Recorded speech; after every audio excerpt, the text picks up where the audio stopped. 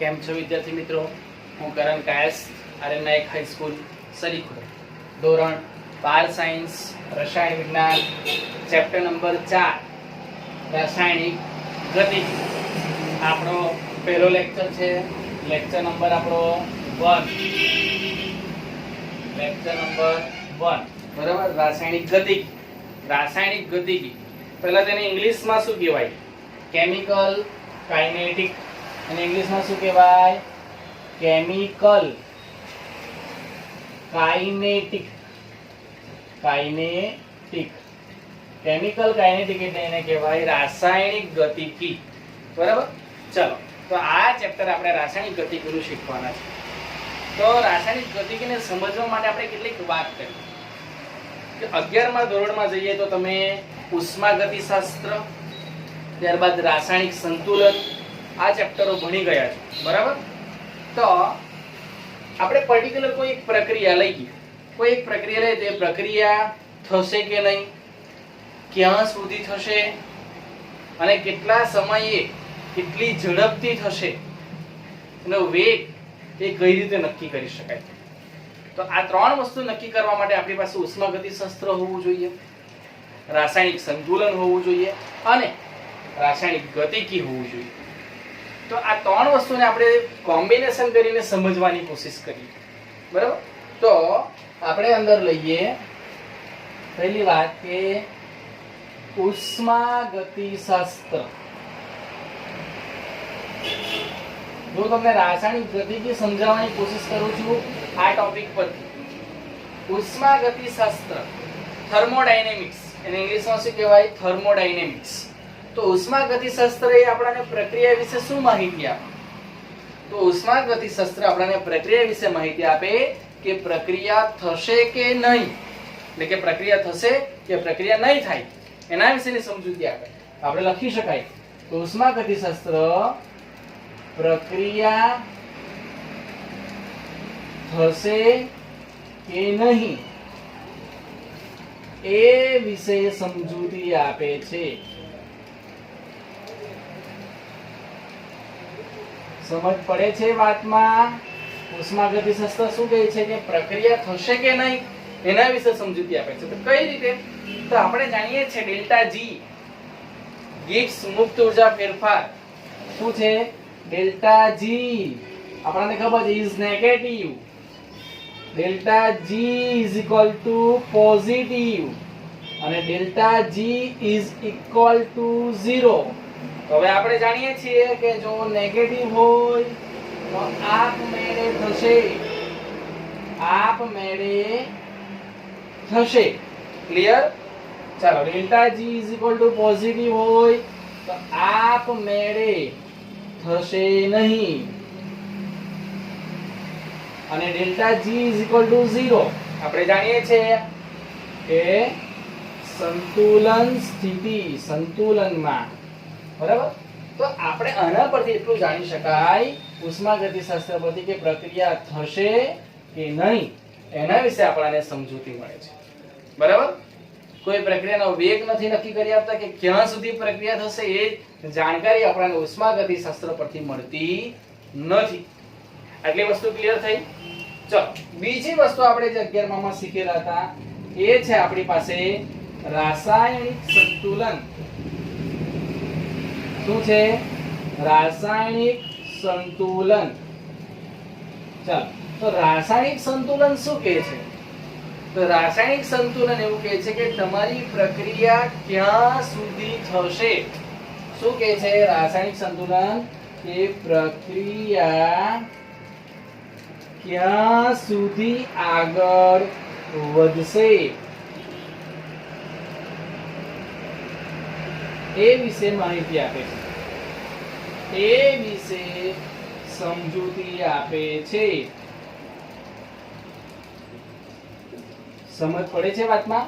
કે રાસાયણિક સંતુલન કેવું કહે છે? તો તમારી પ્રક્રિયા ક્યાં સુધી થશે, એટલે ક્યાં સુધી તમારી રિએક્શન આગળ વધશે. જો થશે કે નહીં તો ઉષ્માગતિશાસ્ત્રએ કહી દીધું. પછી રાસાયણિક સંતુલન શું છે? ક્યાં સુધી તમારી રિએક્શન આગળ વધશે, ક્યાં સ્ટોપ થઈ જશે એ તમને જણાવે છે. હવે આપણો ટોપિક આવે છે રાસાયણિક ગતિકી. બરાબર સમજો. રાસાયણિક ગતિકી. તો રાસાયણિક ગતિકી શું કહે છે કે તમારી પ્રક્રિયા કેટલા ઝડપથી કે કેટલા વેગથી આગળ વધે છે એ સમજાવે છે. તો આપણે લખીએ કે પ્રક્રિયાની ઝડપ એટલે કે કેટલા વેગથી આગળ વધે છે એ સમજૂતી આપે છે. અને કેટલા વેગથી આગળ વધે એટલે કેટલી ઝડપથી આગળ વધે છે તો એ પ્રક્રિયાના વેગ ઉપર આધાર રાખે. બરાબર, પ્રક્રિયાના વેગ ઉપર આધાર રાખશે. અને પ્રક્રિયાના વેગ પર આધાર રાખતા કેટલાક પરિબળો છે તે આપણે દર્શાવીએ કે પ્રક્રિયાના વેગ આધારિત પરિબળો પર પણ આધાર રાખે છે. જેવા કે એક છે તાપમાન, બીજું દબાણ, ત્રીજું છે આપણી પાસે ઉદ્દીપક. તાપમાન, દબાણ અને ઉદ્દીપક જેવા પરિબળો છે એના પર આધાર રાખે છે. બરાબર, તો આપણે શું વાત કરી ગયા કે ઉષ્માગતિશાસ્ત્ર, બરાબર, રાસાયણિક સંતુલન અને રાસાયણિક ગતિકી. તો ઉષ્માગતિશાસ્ત્ર આપણને કહી દે છે કે પ્રક્રિયા થશે કે નહીં. બરાબર, રાસાયણિક સંતુલન શું કહે છે કે તમારી પ્રક્રિયા ક્યાં સુધી આગળ વધશે. અને રાસાયણિક ગતિકી શું કે કેટલા ઝડપથી તમારી પ્રક્રિયા થશે. બરાબર, ચાલો આટલું જોઉં, એક જ મિનિટમાં આવું.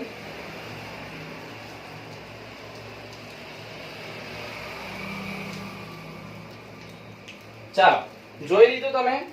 તો આપણે શું હવે રાસાયણિક ગતિકીની જો પર્ટિક્યુલર વાત કરીએ આપણે, તો આપણે કહી ગયા કે જે તમારી કોઈ પ્રક્રિયા આપી છે, બરાબર, અને પ્રક્રિયા છે તે કેટલી આગળ વધી છે તે તો આપણને ખબર પડી ગઈ. શેના દ્વારા? તો સંતુલન દ્વારા. પણ કેટલા વેગથી કે ભાઈ આ ધારો કે આ એક રિએક્શન ચાલે છે મારી આ રીતે, બરાબર, તો મારી રિએક્શન આ સમયે ક્યાં પહોંચી હશે, આ સમયે ક્યાં પહોંચી હશે, અહીંયા પહોંચી ત્યારે કેટલો સમય થશે, કેટલો સમય લાગશે. તો એ આપણો વેગ અને આપણી ઝડપ એ રાસાયણિક ગતિકી નક્કી કરે છે. અને ગતિકીના કેટલાક પરિબળોની વાત કરી કે પરિબળો પર આધાર રાખશે. એ પરિબળો જેવા કેવા? તો તાપમાન, દબાણ, ઉદ્દીપક અને એક બીજો પણ પરિબળ છે સાંદ્રતા, બરાબર. તો આ પરિબળો પર પણ એ આધાર રાખે છે. તો હવે પર્ટિક્યુલર આપણે વાત શેની કરવાની છે? રાસાયણિક ગતિકીની. સમજ પડે છે વાતમાં? અને રાસાયણિક ગતિકી સમજવા માટે આપણે આ ચાર પરિબળો સમજવા જરૂર છે: તાપમાન, દબાણ, ઉદ્દીપક અને સાંદ્રતા. કારણ કે આપણે જાણીએ જ છીએ કે કોઈ એક રિએક્શન લખીએ આપણે, ધારો કે A + B it gives C, બરાબર. તો હવે આ રિએક્શનમાં તાપમાન પણ મેટર કરશે. આપણે ગરમી આપીએ તો તાપમાન જરૂરી હોય. પછી આપણે બીજી દબાણની વાત કરી તો આપણે પ્રેશર પણ આપીએ કોઈ રિએક્શનમાં, બરાબર. પછી આપણે ઉદ્દીપકનો પણ ઉપયોગ કરીએ, બરાબર. ત્યારબાદ આપણે સાંદ્રતા, તો જેટલી સાંદ્રતા વધારે હોય એટલી નિપજ તમને વધારે મળે, બરાબર. તો એક રિએક્શન આગળ વધવા માટે આ ચાર પરિબળો ખાસ જવાબદાર છે. તો એના સંદર્ભમાં આપણે રાસાયણિક ગતિકીને સમજવાનું છે કે પ્રક્રિયા વેગ સાથે કયા પરિબળો જવાબદાર છે. તો આ ચાર પરિબળો જવાબદાર છે. રાસાયણિક ગતિકી શેની સમજૂતી આપે છે? તો પ્રક્રિયાના વેગની સમજૂતી આપે છે કે તમારી પ્રક્રિયાનો વેગ કેટલો છે, કેટલા ઝડપથી આગળ વધશે. સમજ પડે છે વાતમાં? ચાલો, તો એના સંદર્ભમાં આપણે પ્રક્રિયાના વેગ, તો પ્રક્રિયાનો વેગ મોટે ભાગે આપણે જો વાત કરીએ તો ત્રણ પ્રકારે જોવા મળે. ત્રણ પ્રકારની પ્રક્રિયા જોવા મળે. આપણે હેડિંગ આપીએ કે પ્રક્રિયાનો વેગ માટેના કેટલાક ઉદાહરણો. તો પહેલી જો આપણે લઈએ, હેડિંગ આપી દીધું આપણે, તો આપણે જોઈએ તો મોટે ભાગે આપણને ત્રણ પ્રક્રિયા જોવા મળે: ખૂબ ઝડપી પ્રક્રિયા, મધ્યમ પ્રકારની ઝડપી પ્રક્રિયા અને ખૂબ ધીમી પ્રક્રિયા. બરાબર. તો આપણે હેડિંગ આપીએ પહેલું ઝડપી પ્રક્રિયા, એટલે કે ઝડપી વેગથી થતી પ્રક્રિયા, આપણે એવું લખ્યું ઝડપી વેગથી થતી પ્રક્રિયા. ચાલો એને એક ઉદાહરણ લઈએ, આપણે ઉદાહરણ દ્વારા સમજીએ. તો એમાં ધારો કે તમે લઈએ AgNO3, એની રિએક્શન કરીશું આપણે NaCl. શું લીધું આપણે? AgNO3, એની પ્રક્રિયા કરીએ NaCl, તો તમને અહીં મળશે AgCl ના અવક્ષેપ. તો જ્યારે આપણે લેબમાં જઈએ છીએ તો ટેસ્ટ ટ્યુબની અંદર આપણે AgNO3 લઈએ અને એમાં આપણે NaCl જો ઉમેરીએ, NaCl નું સોલ્યુશન ઉમેરીએ આપણે, તો તમને તરત જ AgCl ના અવક્ષેપ મળશે, સફેદ કલરના અવક્ષેપ મળશે. તો કેવી ખૂબ જ ઝડપી પ્રક્રિયા છે, ફ્રેક્શન ઓફ સેકન્ડમાં તમે જેવું નાખશો એટલે તમને અવક્ષેપ મળી જાય.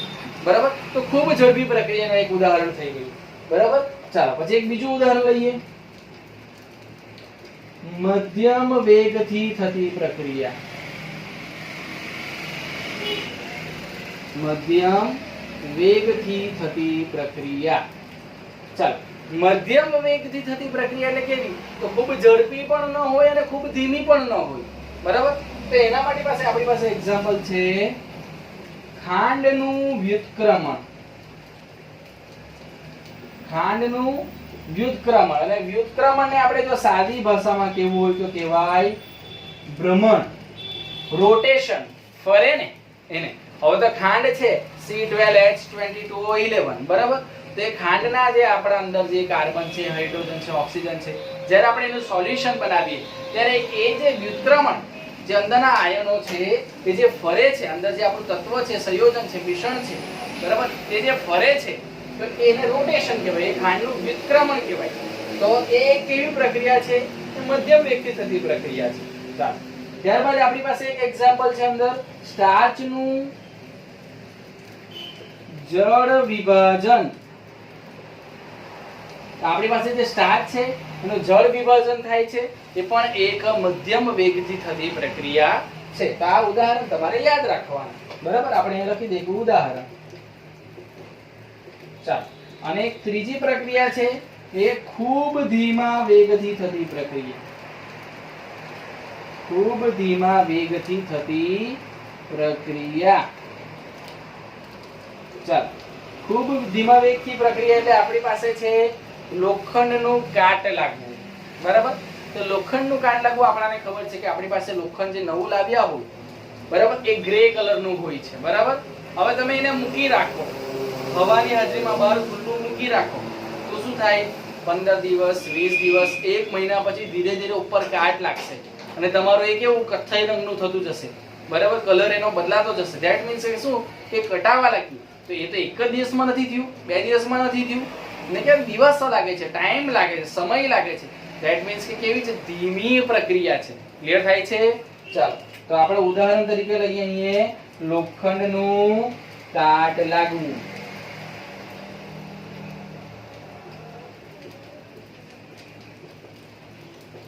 ક્લિયર થાય છે વસ્તુ?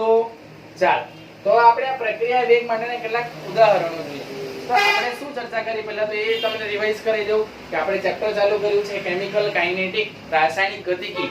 એને સમજવા માટે આપણે 3 વસ્તુ આપણે પહેલા સમજી: ઉષ્માગતિશાસ્ત્ર, રાસાયણિક સંતુલન અને ત્યારબાદ આપણે રાસાયણિક ગતિકી વિશે ચર્ચા કરી. ઉષ્માગતિશાસ્ત્ર આપણને શું કહે છે? યાદ કરો કે તમારી પ્રક્રિયા થશે કે નહીં. આપણને ખબર છે ડેલ્ટા G નું મૂલ્ય જો નેગેટિવ હોય તો પ્રક્રિયા આપમેળે થશે, સ્વયંસ્ફુરિત કહેતા આપણે. ડેલ્ટા G નું મૂલ્ય જો પોઝિટિવ હોય તો પ્રક્રિયા આપમેળે થશે નહીં, બિન સ્વયંસ્ફુરિત કહેવાય. અને જો ડેલ્ટા G = 0, જો ગિબ્સ મુક્ત ઊર્જાનો ફેરફાર જો 0 હોય તો તમારી પ્રક્રિયા કેવી છે? સંતુલન સ્થિતિમાં છે. ક્લિયર થાય? તો આપણને ઉષ્માગતિશાસ્ત્ર પરથી આ માહિતી મળે છે. ત્યારબાદ આપણે રાસાયણિક સંતુલનની વાત કરીએ તો રાસાયણિક સંતુલન કેવું છે? કે તમારી પ્રક્રિયા ક્યાં સુધી આગળ વધશે, કે તમારી પ્રક્રિયા અહીં પૂરી થઈ જશે, ક્યાં સુધી આગળ વધશે એ તમને જણાવે છે. કોણ? તો રાસાયણિક સંતુલન. પરંતુ હવે આપણે રાસાયણિક ગતિ છે. રાસાયણિક ગતિકી શું કહે છે? કે રાસાયણિક ગતિકી પ્રક્રિયાની ઝડપ નક્કી કરે, કેટલા વેગથી તમારી પ્રક્રિયા આગળ વધશે. બરાબર? કેટલા વેગથી આગળ વધશે અને આપણી પ્રક્રિયા ક્યાં સુધી પહોંચી છે એ પણ આપણને ખબર પડે. સમજ પડે છે શું કહેવા માંગુ છું? તો અને એ પ્રક્રિયા વેગ છે તે શેના પર આધાર રાખે છે? તો તે પણ આપણે રાસાયણિક ગતિકીમાં સ્ટડી કરવાનું છે. તાપમાન, દબાણ, સાંદ્રતા અને ઉદ્દીપક એના સંદર્ભમાં આપણે વાત કરવાની છે. ત્યારબાદ આપણે જે પ્રક્રિયા વેગ છે તેના કેટલાક ઉદાહરણો લીધા. મધ્યમ વેગથી, એકદમ ફાસ્ટ થતી, એકદમ ધીમી થતી પ્રક્રિયા, એના વિશે આપણે ચર્ચા કરી. બરાબર? તો પહેલા તમે આનો સ્ક્રીનશોટ લઈ લો અને ઉતારી લો. ત્યારબાદ આપણે પ્રક્રિયા વેગ વિશે આગળ ચર્ચા કરી. ચલો આનો સ્ક્રીનશોટ લઈ લો અને ઉતારી લો એટલે આપણે આગળ જઈએ.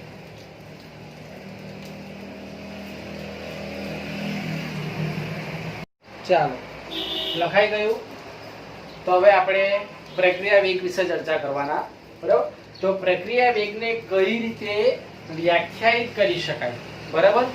તો આપણને ખબર છે પ્રક્રિયા વેગ એટલે પ્રક્રિયા જે આગળ વધે, ઝડપ છે તે. તો ઝડપ જેમ આપણી પ્રક્રિયા અહીંથી સ્ટાર્ટ થઈને અહીં પહોંચવાનું હોય, બરાબર, તો એ સમય લે છે. તો કોના આપણે સાપેક્ષે માપવાનું છે? તો સમયની સાપેક્ષે માપવાનું છે. બરાબર? તો ધારો કે આપણે લીધું, આપણે a + b એક પ્રક્રિયા લીધી છે અને મને c મળે છે. બરાબર? તો મારે આ જે પ્રક્રિયાનો વેગ છે, શું પ્રક્રિયાનો વેગ એ મારે નક્કી કરવો હોય તો મારે જોવું પડે કે a અને b માંથી c બનવા માટે કેટલો સમય લાગ્યો. બરાબર? એટલે સમયની સાપેક્ષે મારે માપી શકાય. અને બીજી વસ્તુ કે a + b શું છે? મારો પ્રક્રિયક છે. શું છે? પ્રક્રિયક છે. અને c શું છે? મારું નિપજ છે. સમજ પડે છે? તો પ્રક્રિયકની સાંદ્રતામાં થતો ઘટાડો, કારણ કે પ્રક્રિયક ઘટશે તો જ નિપજ બનશે, અને નિપજની સાંદ્રતામાં થતા વધારા સાથે આપણો પ્રક્રિયાનો વેગ સંકળાયેલો છે. એના દ્વારા આપણે એને વ્યાખ્યાયિત કરી શકાય. તો આપણે વ્યાખ્યા શું લખી શકીએ એ તમે જુઓ કે પ્રક્રિયા વેગને વ્યાખ્યાયિત કઈ રીતે કરી શકાય. તો આપણે જોઈએ કે પ્રક્રિયા વેગને વ્યાખ્યાયિત કરવા માટે વ્યાખ્યાયિત કઈ રીતે કરી શકાય? કઈ રીતે કરી શકાય? તો એમાં આપણે પર્ટિક્યુલર વાત કરીએ તો પ્રક્રિયા વેગ અથવા તો પ્રક્રિયાની ઝડપ, પ્રક્રિયા વેગ એકમ સમયમાં થતા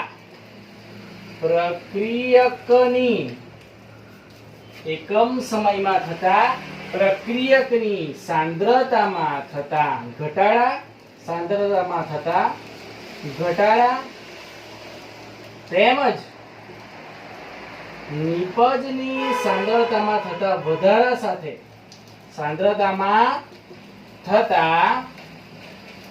વધારા સાથે સમજી શકાય છે. જો સમજ પડે છે શું વાત કરવા માંગુ? કે પ્રક્રિયાનો વેગ, જે પ્રક્રિયા મેં તમને a + b બતાવીને c બને છે, તો પ્રક્રિયાનો વેગ આપણે કઈ રીતે સમજી શકાય એ આપણે સમજવાની કોશિશ કરી. તો પહેલી વસ્તુ તો સમય આવે કે પ્રક્રિયા અહીંથી ચાલુ કર્યો છે. ધારો કે 5 મિનિટે મેં પ્રક્રિયા ચાલુ કરી છે. બરાબર? 10 ને 5 ચાલુ કરી છે. તો મારી પ્રક્રિયા ધારો કે 10 ને 10 પતે છે. તો પ્રક્રિયા વેગ એ ચાલુ થઈ કોના સંદર્ભમાં આપણે સમજવાનું? સમયના સંદર્ભમાં સમજવાનું. સમજ પડે છે? અને એ જે એકમ સમયની વાત થઈ ગઈ એટલે સમયના સંદર્ભમાં વાત થઈ ગઈ. ચલો, આટલું વસ્તુ મગજમાં ઉતરી ગઈ કે પ્રક્રિયાનો વેગ એક તો સમય સાથે સંકળાયેલો છે. બરાબર? પછી હવે પ્રક્રિયક જે આપણે લીધો છે તો પ્રક્રિયક વપરાવાનો, ધેટ મીન્સ કે એના સાંદ્રતામાં, પ્રક્રિયકની સાંદ્રતામાં ઘટાડો થવાનો, કંઈક ફેરફાર થવાનો. ત્યારબાદ જે નિપજ જે છે તે બનવાની આપણી, તો નિપજની સાંદ્રતામાં શું થાય? વધારો થવાનો. બરાબર? તો આમ જે આપણો પ્રક્રિયા વેગ છે એકમ સમયમાં પ્રક્રિયક અને નિપજની સાંદ્રતાના ફેરફાર સાથે આપણે એને વ્યાખ્યાયિત કરી શકાય છે. એટલે હવે ક્લિયર થાય કે પ્રક્રિયા વેગ શું છે? તો સમય, નિપજ અને પ્રક્રિયકની સાંદ્રતામાં જે ફેરફાર છે એની સાથે એને વ્યાખ્યાયિત કરી શકાય છે. ક્લિયર થાય છે વસ્તુ આ?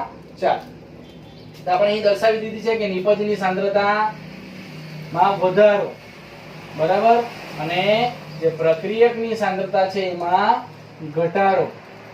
સમજ પડે? ઓબ્વિયસલી એક થવાનું છે, પ્રક્રિયક ઘટશે તો જ નિપજ બનશે. ક્લિયર? ચાલો, તેના માટે આપણે એક પ્રક્રિયા લઈએ. ધારો કે મારી પાસે એક પ્રક્રિયા છે R2P. બરાબર? R2P એટલે R છે આપણો રિએક્ટન્ટ. શું છે? રિએક્ટન્ટ. અને પી શું છે આપણી પ્રોડક્ટ. ચલો રિએક્ટન્ટ એટલે શું કહેવાય બધા જાણો છો પ્રક્રિયક. ક્લિયર. અને પી પ્રોડક્ટ એટલે નિપજ. રિએક્ટન્ટ અને નિપજ. ચાલો તો હવે આપણે શું વાત કરી કે પ્રક્રિયકની સાંદ્રતામાં થતો ઘટાડો અને નિપજની સાંદ્રતામાં થતો વધારો. બરાબર. તો પહેલા તો આપણે એ કોની સાપેક્ષે થાય છે તો સમયની સાપેક્ષે. તો આ ઉપરોક્ત પ્રક્રિયામાં થતો સમયનો ફેરફાર. કઈ રીતે દર્શાવાય ફેરફાર? તમને યાદ છે કે ડેલ્ટા અને સમય એટલે સ્મોલ ડી. તો સમયના ફેરફારને આપણે કઈ રીતે દર્શાવી શકાય? સમયનો ફેરફાર ડેલ્ટા ટી. અને આપણે જો એને લખવું હોય છૂટું પાડીને તો અંતિમ માઈનસ પ્રારંભિક. ધારો કે તમારો અંતિમ સમય t2 હોય અને પ્રારંભિક સમય જો t1 હોય તો આપણે કેવી રીતે લખાય? અંતિમ માઈનસ પ્રારંભિક એટલે t2 ઓછા t1. આપણે આ જાણીએ જ છે જે ફેરફાર હોય તેને જો દર્શાવવું હોય તો આપણે બાદબાકી કરીએ અને અંતિમ ઓછા પ્રારંભિક લખીએ. ઓકે, ક્લિયર થાય છે? ચાલો હવે એ જ રીતે આપણે આ ડેલ્ટા સમય માટે લખી દીધું. એ જ રીતે પ્રક્રિયકની સાંદ્રતા વિશે લખીએ. પ્રક્રિયકની સાંદ્રતા એટલે કઈ છે આપણી પાસે? તો ડેલ્ટા એટલે કે સોરી સાંદ્રતા લખીએ એટલે આપણે ચોરસ કૌંસમાં r લખીએ. બરાબર. અને એનો ફેરફાર સાંદ્રતાનો ફેરફાર તો શું થાય? ફેરફાર બરાબર ડેલ્ટા r. આ રીતે. બરાબર. એટલે આપણે શું લખી શકાય અહીંયા? r2 r1. ક્લિયર થાય છે વસ્તુ આ? ચલો તો આપણને ખબર જ છે, જાણીએ છીએ. એ જ રીતે નિપજની સાંદ્રતામાં ફેરફાર લખીએ. નિપજની સાંદ્રતામાં ફેરફાર. નિપજની સાંદ્રતા એટલે કેવી? તો ડેલ્ટા સોરી કૌંસમાં p. બરાબર. અને ફેરફાર બરાબર ડેલ્ટા p. અને કેવું આવશે તો p2 p1. આ રીતે દર્શાવો. ક્લિયર થાય છે? ચલો તો આપણે આ બધા ફેરફાર દર્શાવી દીધા. બરાબર. આ જે ફેરફાર છે એ કયો છે? તો સમયનો ફેરફાર. આ જે છે તે આપણો. બરાબર. પછી આ જે સાંદ્રતામાં ફેરફાર છે કોનો? તો પ્રક્રિયકનો. તે આ આપણે દર્શાવી દીધો. અને આ જે નિપજનો ફેરફાર એ દર્શાવી. બરાબર. ચાલો આટલી વસ્તુ ક્લિયર થઈ ગઈ. સમજ પડે છે? ચાલો તો હવે રિએક્શનમાં શું થાય? રિએક્શનમાં શું થાય? તો પ્રક્રિયકની સાંદ્રતામાં ઘટાડો થવાનો અને નિપજની સાંદ્રતામાં વધારો થવાનો. કોઈ પણ વસ્તુમાં થાય તો આ જ વસ્તુ રિએક્શન ચાલુ થાય, તમારું પ્રક્રિયક છે તે વપરાઈ જશે અને નિપજ તમારી બનવાની. તો પ્રક્રિયક વપરાઈ જાય એટલે પ્રક્રિયક વપરાય એટલે એનો જથ્થો ઓછો થવાનો અને જથ્થો ઓછો થાય એટલે એની સાંદ્રતા ઓછી થવાની. સમજ પડે છે શું કહેવા માંગુ છું? ક્લિયર થાય છે વસ્તુ? ધારો કે એકદમ સાદી ભાષામાં સમજીએ આપણે. તમારે પાણીને વરાળમાં ફેરવવું છે તો પાણી મારું પ્રક્રિયક છે ને વરાળ મારી નિપજ છે. બહુ સાદું એક્ઝામ્પલ. પાણીને મારે વરાળમાં ફેરવવું છે તો પાણી મારો પ્રક્રિયક છે ને વરાળ મારી નિપજ છે. તો હું ગરમ કરીશ એને તાપમાન આપીશ. ગરમ કરતો જવા પાણીનો જથ્થો કેવો વરાળમાં રૂપાંતર થતો થશે. પહેલા મારી પાસે જ્યારે સ્ટાર્ટિંગની વાત કરું પ્રારંભિક તો મારી પાસે પ્રક્રિયકનો જથ્થો ખૂબ જ વધારે પ્રમાણમાં અને નિપજનો જથ્થો નથી. પણ જેમ જેમ પ્રક્રિયા ચાલુ કરીશ તેમ તેમ પાણી ગરમ થશે અને મારું પાણી વરાળમાં રૂપાંતર થશે. એટલે જેમ જેમ પ્રક્રિયક વપરાતો જવાનું, પાણી વપરાતો જવાનું, વરાળ બનતી જવાની, નિપજનો જથ્થો વધતો જવાનો, 0 માંથી નિપજ વધતી જવાની અને પ્રક્રિયક છે તે વધારે થતો તે ઓછો થતો 0 થતો જવાનો. સમજ પડે છે? આમ જેમ પ્રક્રિયા વધશે તેમ પ્રક્રિયક છે તે ઘટતો જવાનો અને નિપજ છે તે વધતી જવાની. તો આના પરથી આપણે લખી શકાય કે આપણે લખીશું પ્રક્રિયક R. પ્રક્રિયક આપણો કોણ છે? R ના અદ્રશ્ય થવાનો વેગ.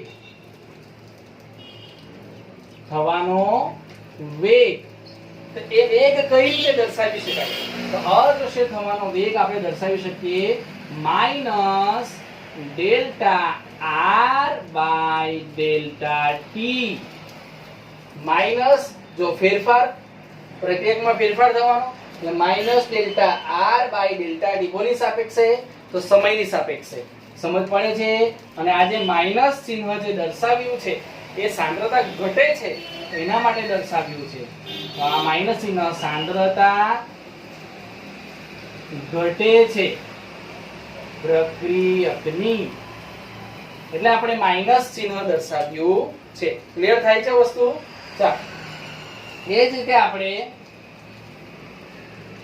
નિપજની વાત કરીએ તો નિપજની, ધારો કે આને 1 નંબર આપી દો અને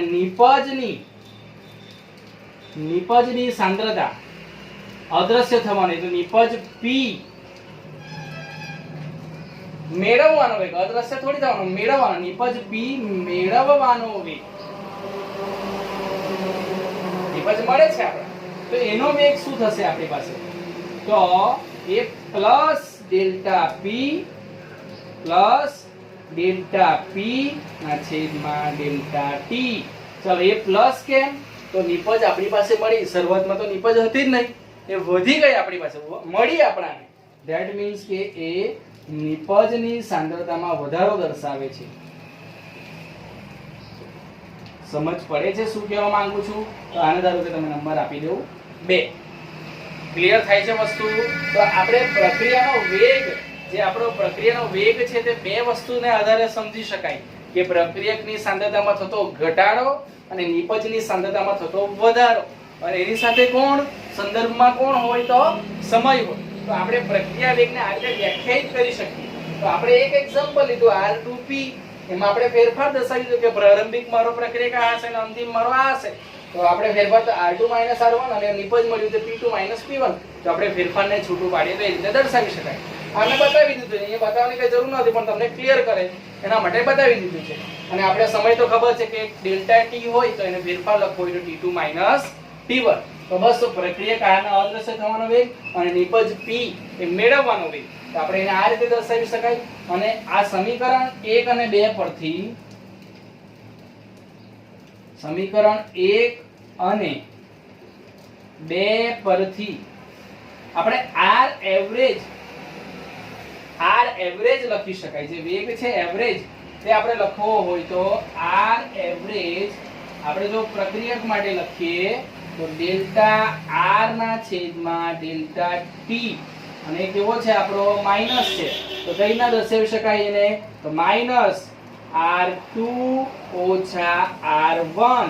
જો હવે તમે એ ડાયરેક્ટ દર્શાવી શકો. અહીંયા આવશે T2 ઓછા T1 અને કેવું આવશે? માઈનસ આવશે. ક્લિયર? ચાલો, એ જ રીતે આપણે R એવરેજ ઓફ નિપજ નું લખવું હોય તો પ્લસ P ના છેદમાં ડેલ્ટા T. બરાબર? પ્લસ કેમ લખ્યું? તો નિપજ મળે છે એટલે અહીં P2 માઈનસ P1 સાંદ્રતામાં દર્શાવવાનું અને T2 માઈનસ P1.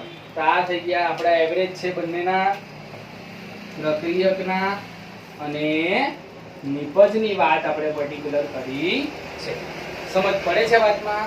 તો આ શેના વિશે વાત કરી? તો પ્રક્રિયા વેગ એને કઈ રીતે વ્યાખ્યાયિત કરો? હવે સિમ્પલ વસ્તુ યાદ રાખવાનું હોય તો પ્રક્રિયા વેગ 3 વસ્તુ: સમય, પ્રક્રિયકની સાંદ્રતામાં ઘટાડો અને નિપજની સાંદ્રતામાં વધારો.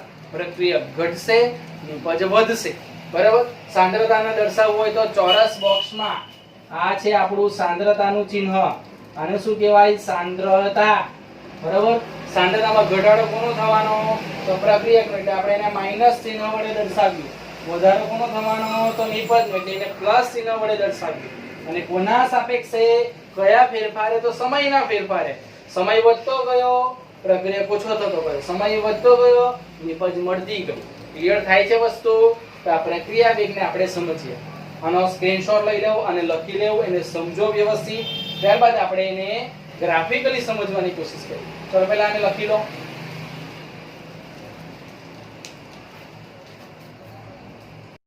ચાલ, લખાઈ ગયું.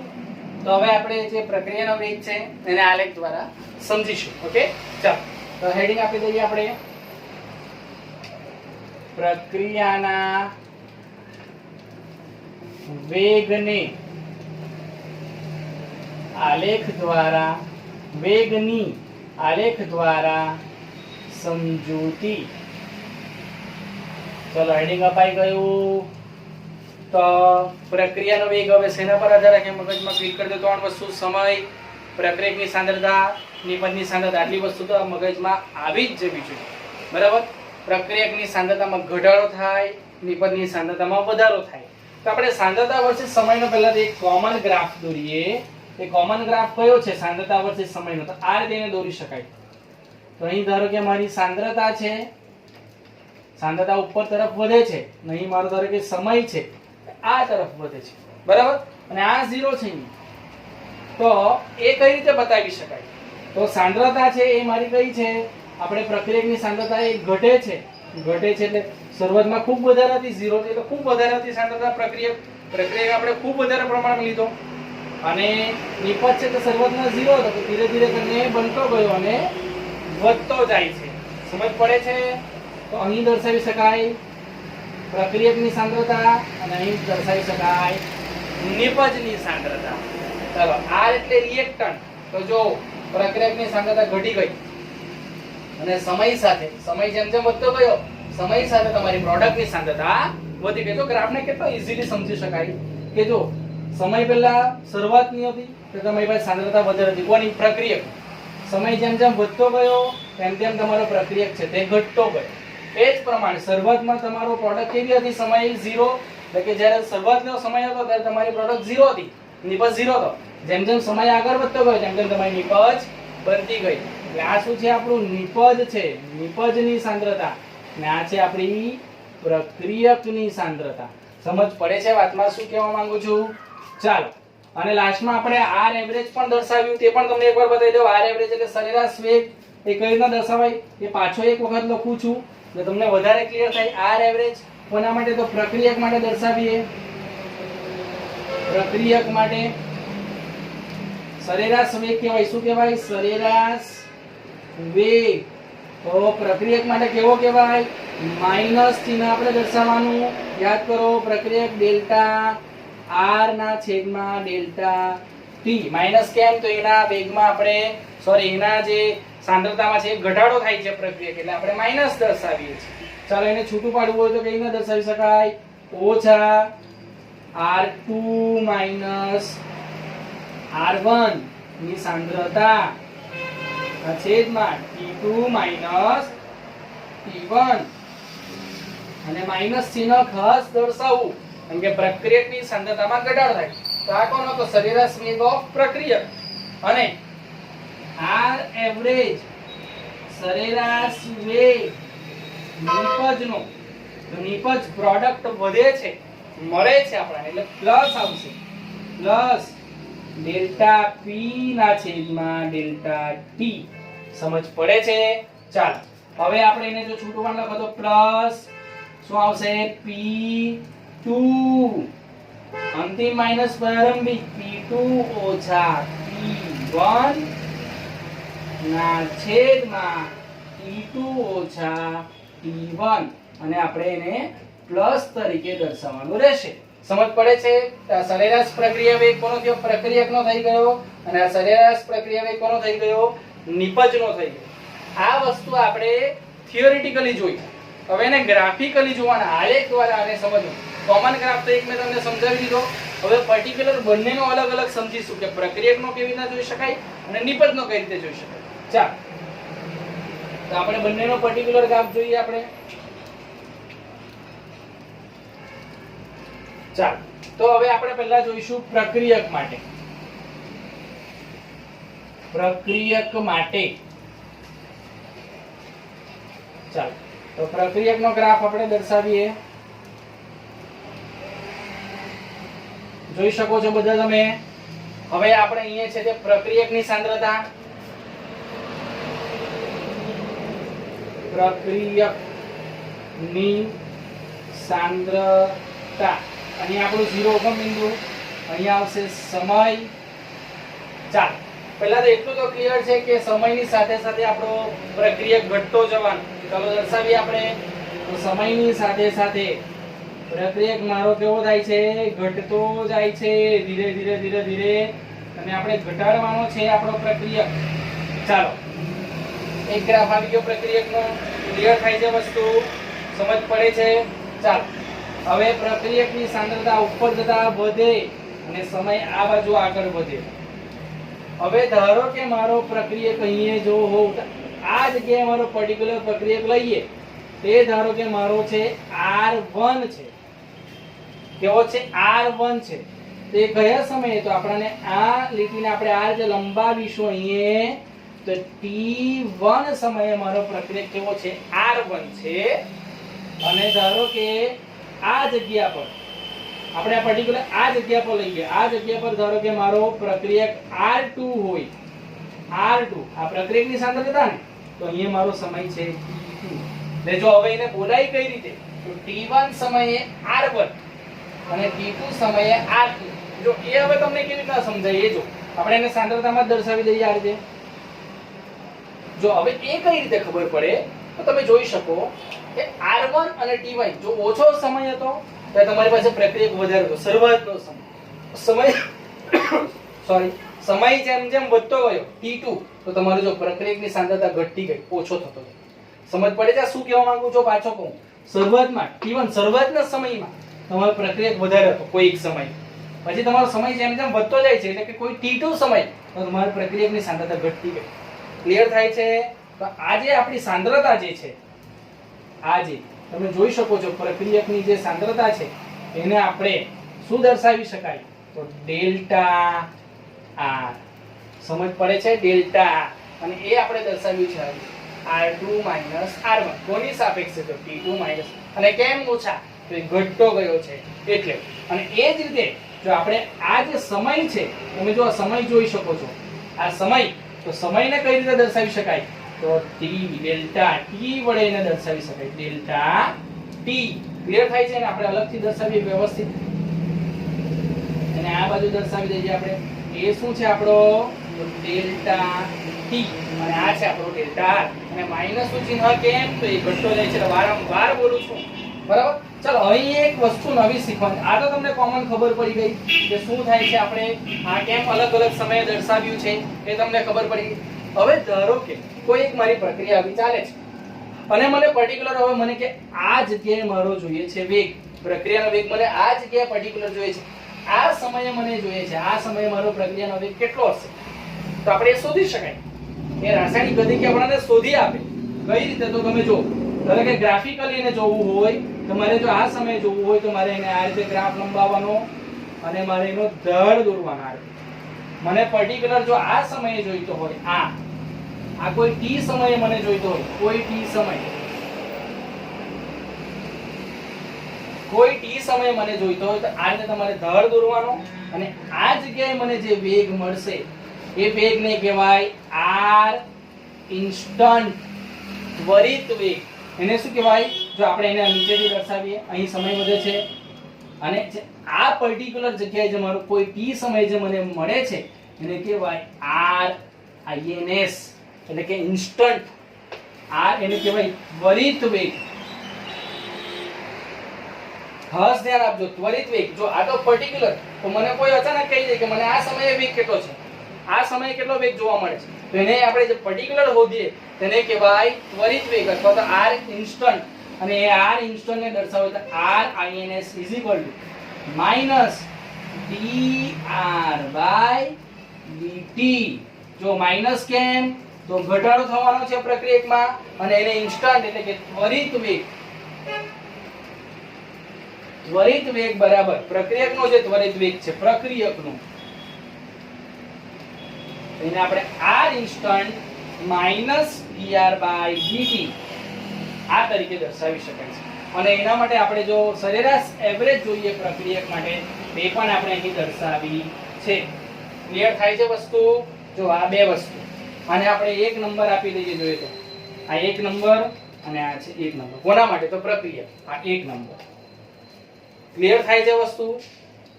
આપણે જોઈ લીધું R એવરેજ વિશે વાત કરી દીધી. R ઇન્સ્ટન્ટ કે કોઈ એક સમય પર્ટિક્યુલર જો મને વેગ જોઈતો એના વિશે વાત કરી. ગ્રાફ સમજ પડે છે? શાંતિથી ગ્રાફ દોરજો જોજો તો ખબર પડશે બરાબર. સેમ નિપજ માટે છે. જો હેડિંગ આપે બીજું 2 નંબર નિપજ માટે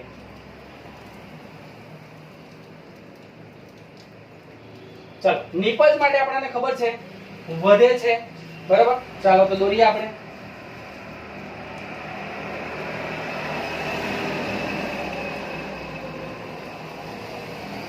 શું થાય છે? નિપજની સાંદ્રતા, નિપજની સાંદ્રતા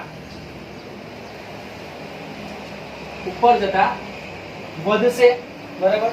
ને આ પ્રક્રિયક છે તો ઉપર જતા વધવા. ચાલો, અને સમય આમ આગળ વધશે, સમય ક્લિયર.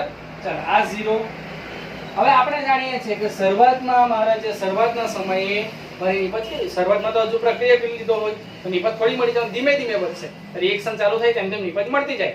તો ધીમે ધીમે નિપજ મળે છે, ધીમે ધીમે નિપજ મળે છે, મળે છે, મળે છે. આ તેની સાંદ્રતા વધે છે. તમે જોઈ શકો છો. સમજ પડે? જો આ બે ગ્રાફને આપણે છૂટા સમજીએ છીએ. શું કહેવા માંગુ છું સમજજો. ચાલ હવે મારે T1 સમયે કોઈ પ્રોડક્ટ જોઈએ, એટલે કે મારે સાંદ્રતા જોઈએ આપણાને નિપજની. તો ધારો કે આ T1 સમય છે, તો T1 સમય કેટલી હશે? તો આપણે એને જો જોઈએ આ રીતે એને જોવાય. આ એને શું કહેવાય? P1 તરીકે દર્શાવે. આપણે આને શું દર્શાવાય? તો P1. તો જરાક વ્યવસ્થિત તમે જોજો, અહીંયા સમજ પડશે તમને. અહીંયા દર્શાવું છું મેં, અહીંયા જગ્યા છે એટલે મેં અહીંયા દર્શાવું છું. આ છે P1, બરાબર. ચલો હવે કોઈ મારે આ જગ્યાએ મને જોઈએ છે, એટલે કે T2 સમય. આ સમયે મને કેટલી નિપજ મળે છે? તો તમે જોઈ શકો આટલી નિપજ મળે છે, બરાબર. તો આ કયું છે? P2 સાંદ્રતા, બરાબર. નિપજની સાંદ્રતા P2. હવે તમે જોઈ શકો છો કે આ P1 અને આ P2 આ બે ડિસ્ટન્સ જોતો એને આપણે ડેલ્ટા P વડે દર્શાવી શકાય. શેના વડે? Delta P. અને એ જો કેવો વધે છે એટલે આપણે જો આ R દર્શાવવું હોય ને તો આપણે R ને અહીંયા માઈનસ ડેલ્ટા R, અને અહીંયા દર્શાવવો હોય તો આને આપણે દર્શાવી શકાય પ્લસ ડેલ્ટા P. સમજ પડે છે શું કહેવા માંગુ છું? Plus delta P.